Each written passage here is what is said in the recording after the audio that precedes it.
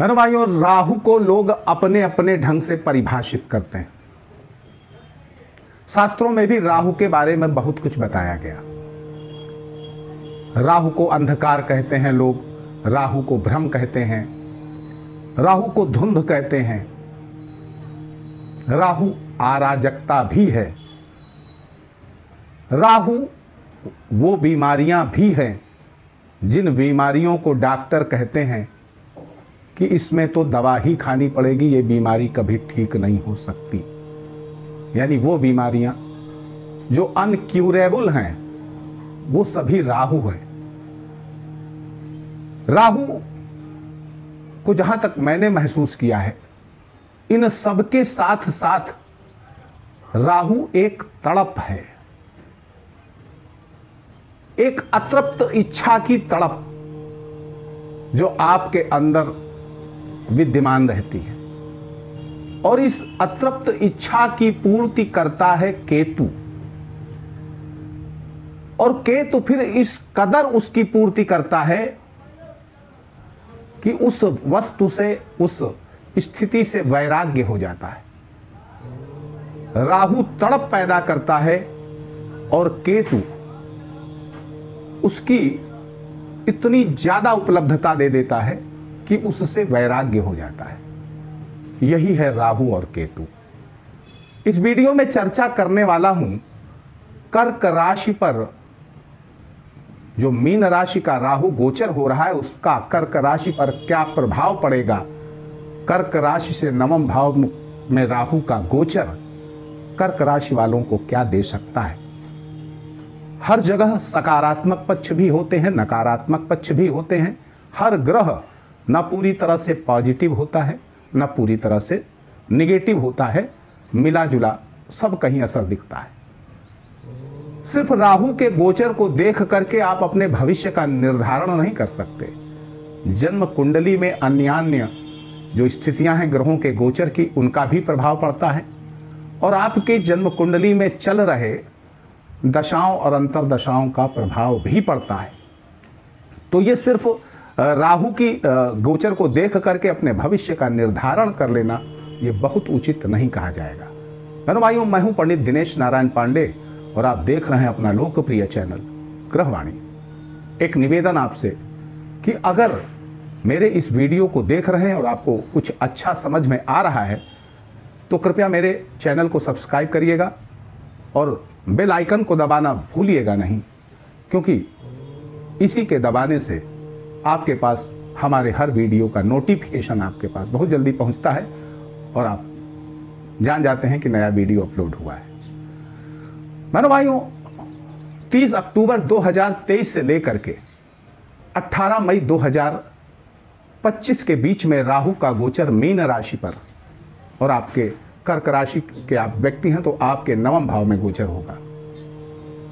Plus point यह है कि राहु मीन राशि पर गोचर कर रहा है और मीन राशि आपकी भाग्य भाव की स्वामी है, और इसका जो स्वामी है गुरु, वो तात्कालिक मैत्री संबंध बना करके राहु के साथ पूरी राहु की अवधि में रहने वाला है।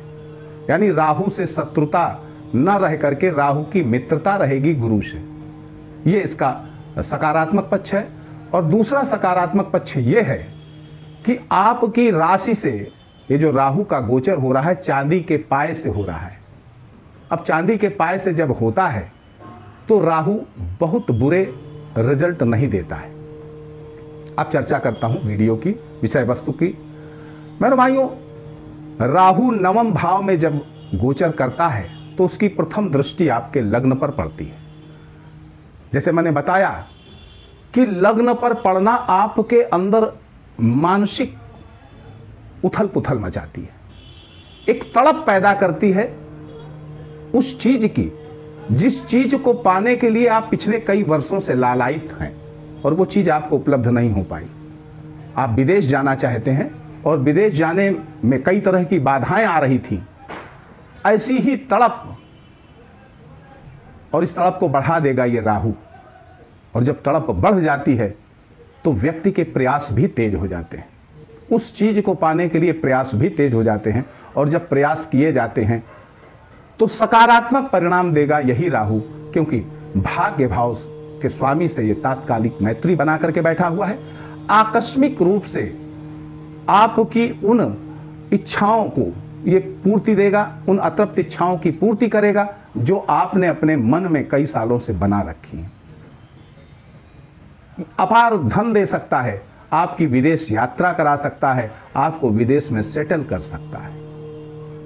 आपकी जो अतृप्त इच्छाएं हैं उनकी पूर्ति ये राहु करने वाला है। अब वो चाहे किसी भी क्षेत्र की हो। बहनों भाइयों, द्वितीय भाव से आपके द्वितीय भाव से यानी आपकी कर्क लग्न है, कर्क राशि है, और उसके द्वितीय भाव से ये अष्टम भाव में बैठता है। पारिवारिक विरोध भी झेलना पड़ता है।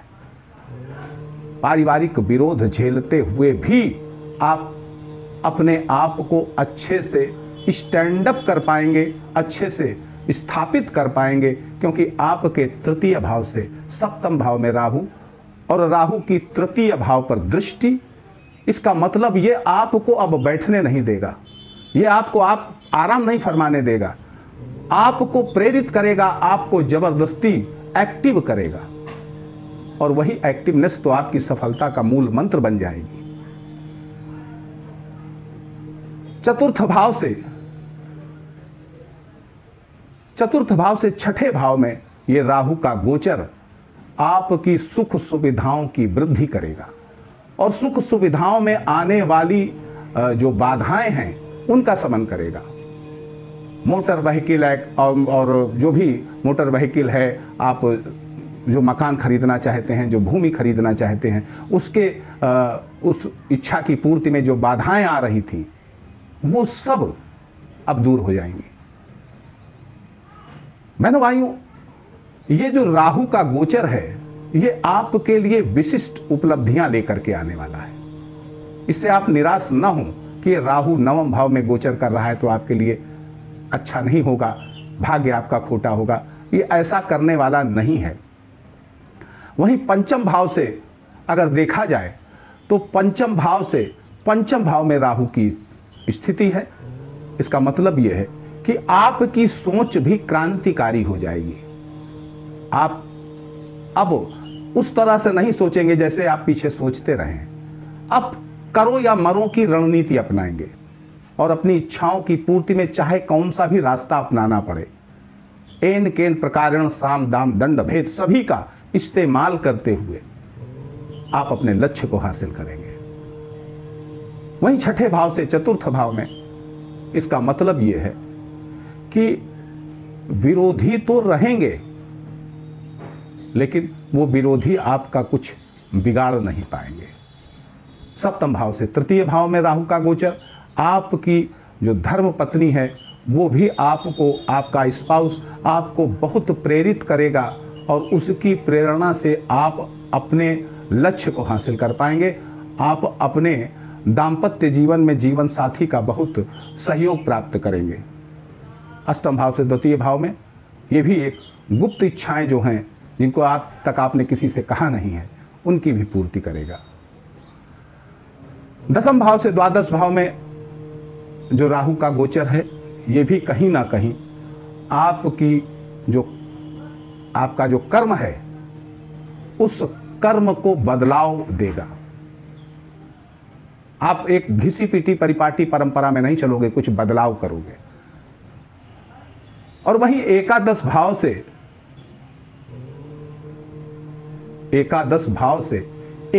भाव में ये जो राहु का गोचर है ये अप्रयत्न लाभ देगा। वो आकस्मिक लाभ देगा जिसकी आपने कल्पना नहीं करी हुई है।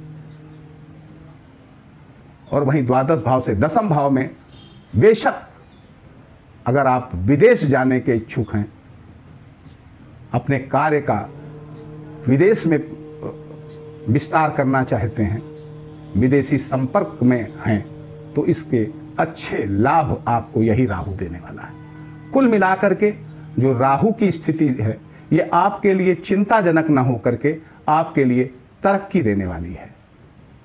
आप सुखी रहें, समृद्ध रहें। इसी मंगलमयी कामना के साथ आपसे विदा लेता हूं। प्रेम से बोलिए जय माता की।